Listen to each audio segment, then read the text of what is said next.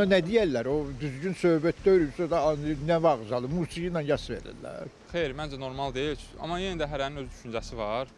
Qınamaq olmaz da, çünki övlad itiriblər. Amma yenə də məncə belə baxanda düzgün bir şey deyil. Normal baxıram, çünki subay rəhməti gedib. Bəy kostyumu qismət olmayıb, ona kim ki rəhməti gedib, kəfən qismət olub. Sosial şəbəkələrdə yayılan görüntülər cəmiyyətdə ciddi müzakirə yaradıb. Belə ki, bəzi bölgələrdə yas mərasimlərinin toy ab-havasına salınması, cənazənin evdən musiqi sədaları altında çıxarılması heç də xoş qarşılanmayıb. Yas mərasiminin mahiyyətinə uyğun olmayan bu mənzərə həm dini, həm də sosial baxımdan çoxsaylı suallar doğurub. Yaxşı olar ki, ağsaqqallar və əsasən də din xadimləri bu məsələlərdən çəkindirsinlər.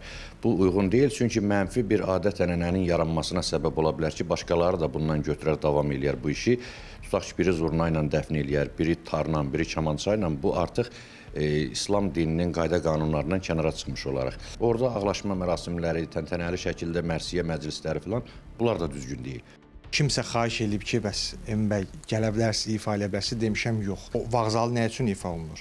O kim ki rəhmətə gedib onun toyu olmayıb ya falan nişanı olmayıb, onun valideynləri onun xoş gününü görməyib. Yas yerlərinə gedən insanlar var. Məsəl üçün birinin adını çəkmək olar. Əslində Azərbaycan tarixində klarnet ifaçısı olub Elşad Cabbarov. Mən Elşad müəllimlə indi olmasında, sağlığında söhbət edən dedi ki, mən ilk dəfə gedəndə 5 ay, 6 ay mən özümə gəlməmişəm.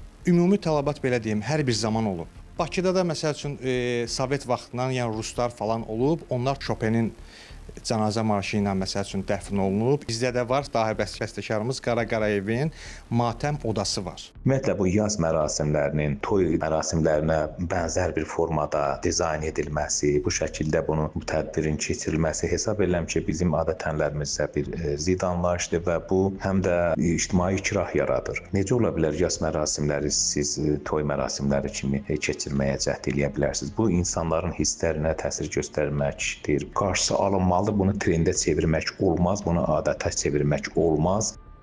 Mərhumla vida onun ruhuna hörmət tələb edən mərasimdir. Toy ab-havasının bu məkanlara gətirilməsi həm dini qaydalara, həm də cəmiyyətin dəyərlərinə uyğun sayılmır.